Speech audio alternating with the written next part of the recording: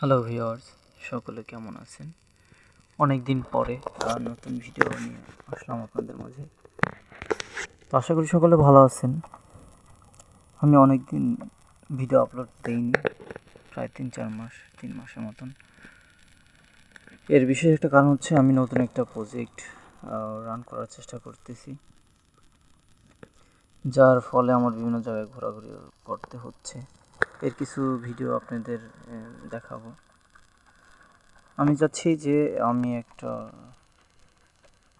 মাছের ঘের নিব। তো প্রথমে যে দৃশ্যটা দেখলেন একটা ঘেরের, ওইটা আমি প্রথম দেখতে গিয়েছিলাম। এরপর হচ্ছে এই ঘেরটা দেখতে আসছি।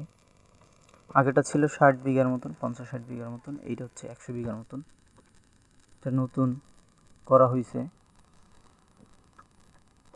এরপর হচ্ছে আর একটা ফার্ম দেখতে আসছি। এইটা ফুল সেট আপ 10 বিঘার মতন। এটা হচ্ছে গরুর ফার্ম আছে, বালি দিয়ে ভরা আছে, চারিপাশে বাউন্ডারি দিয়ে আছে, দেখতে পাচ্ছেন। তো এই ঘেরটার মেন সমস্যা হচ্ছে যে এটার পাড়ের মধ্যে হচ্ছে আম গাছ আছে অনেক, যার ফলে আমার পছন্দ হয় নাই।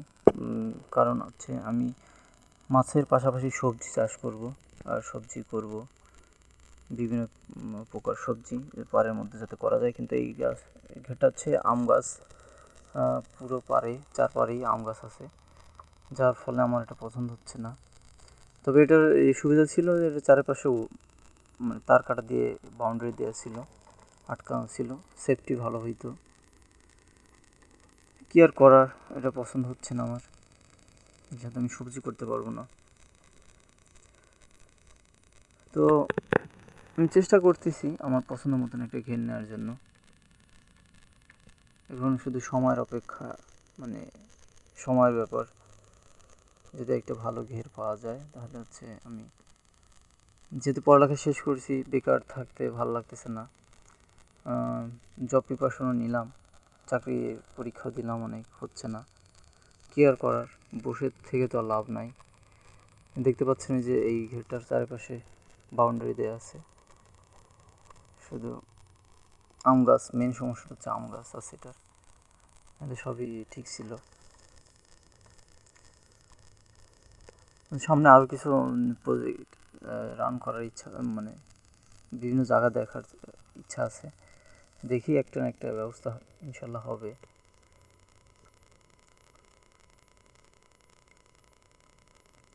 এটা কিন্তু লম্বায় অনেক বেশ বড় ছিল, ভিতরে গভীর ছিল। তো এই হচ্ছে আরেকটা জায়গা, একেবারে ফ্রেশ বলতে এখানে কোনো ঘের নাই, নিজেদের করে নিতে হবে। দেখতে পাচ্ছেন এই যে সামনের দিকে একবারে ওই ঘর পর্যন্ত, আর এদিকে হচ্ছে এই বাম পাশে যে জায়গাটা দেখতেছি, এখন ধান আছে। তো আমার মনে হচ্ছে এইটাই হবে মেন রাস্তার পাশে একেবারে। এই জায়গাটা আমার খুব পছন্দ হয়েছে, একেবারে মেন রাস্তার পাশে। যদি নতুন পার করে নেই তাহলে সবজিও লাগানো যাবে, সবজি করা যাবে, সব কিছু একেবারে সুবিধা হয়। এরকম ঘের পাওয়া খুবই কষ্টকর। সমস্যা হচ্ছে এটা হচ্ছে নিজেদের পার করতে হবে, একটু খরচ বেশি হবে আর কি। তবে করতে পারলে হচ্ছে জায়গাটা খুব সুন্দর হবে যে কোনো জিনিসের জন্য।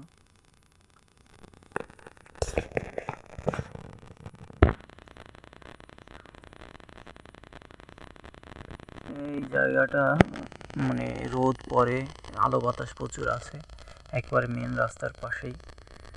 তো ইনশাল্লাহ আলহামদুলিল্লাহ ভালো হয়েছে। শেষ পর্যন্ত ধান কাটার পরে দেখাচ্ছি আপনাদের 20 দিন পর। এখন হচ্ছে আমি স্কাউটার নিয়ে আসছি, এই জায়গাটাই ফাইনাল হয়েছে, এখানেই ঘের করবো আমরা। দেখতে পাচ্ছেন এই যে প্রথম মাটি কাটতেছে, স্কাউটার আনছে এখানে। ওই যে কর্নারটা, ওই পাশে কিন্তু অন্য একটা ঘের, ওই যে পার দেখতে পাচ্ছেন। এটা হচ্ছে এই যে আপনার ঘুড়িটা দেখতে পাচ্ছেন, এখানে একটা নালার মতন, এই জন্য স্কাউটারের দিক থেকে প্রথম এই গোড়া থেকে কাটতে পারতেছে না, তার ফলে হচ্ছে ওই মাথা থেকে কাটা শুরু করছে। আলহামদুলিল্লাহ আমাদের হচ্ছে যে পার্টটা আপনাদের দেখাচ্ছিলাম, এই যে যেটা মানে কোপ শুরু করছিল, ওই পাশে একটা ওই এক কোপ করে ফেলাই আসছে, এখন ফিনিশিং এই পার্টটা, প্রথম যে পার্টটা এই পার্টটা হচ্ছে ফিনিশিং দিয়ে যাচ্ছে, এই পার্টটা একবারে কেটে যাচ্ছে।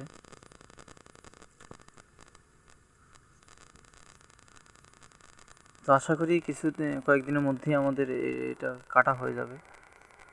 তো ফাইনাল হচ্ছে যে আমরা এই দুইটা পার কাটবো, আর ওই যে পারটা দেখা যাচ্ছে ওই পারটা শুধু আর একটা পার আছে, ওই পারটার সাথে মিলাই দিতে হবে, তাহলে হচ্ছে আমাদের টোটাল ঘেরটা হয়ে যাবে।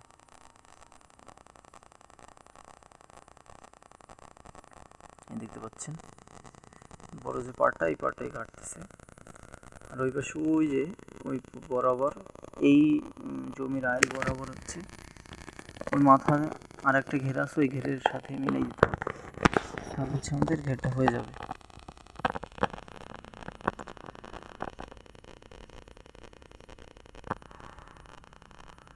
তো আমাদের ফাইনালি ঘের কাটা শেষ হয়ে গেছে, কাজ শেষ, যতটুকু কাটা সম্ভব কাটছে ততটুকু। এই যে এই পার্টটা, বাম পাশের পার্টটা, এখন হচ্ছে হালকা একটু মাটি এখানে দিয়ে এক্সকাভেটর চলে যাবে আজকে।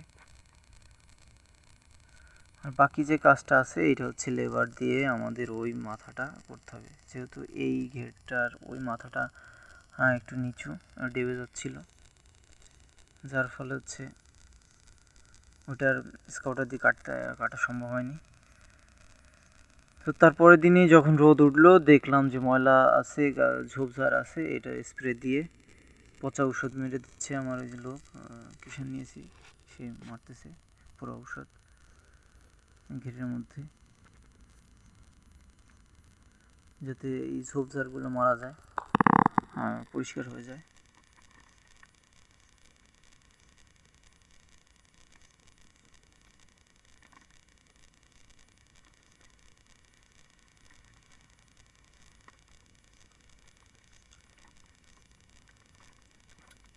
এই পথে কিন্তু এক্সকাভেটর গেছে, যার ফলে হচ্ছে পরিষ্কার হয়ে গেছে এগুলো।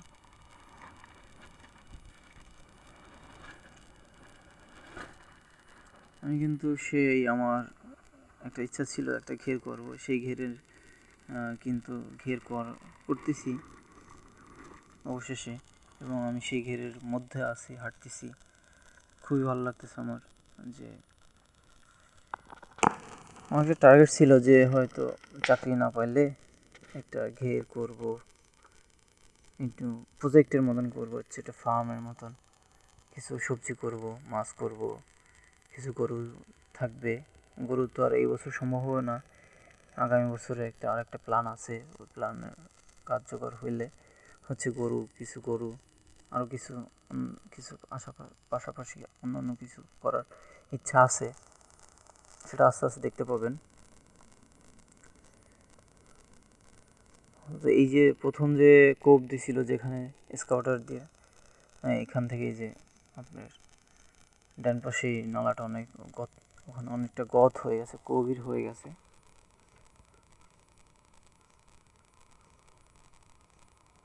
লেবার নিয়েছি হচ্ছে ওই পার্টটা মিলিয়ে দেওয়ার জন্য।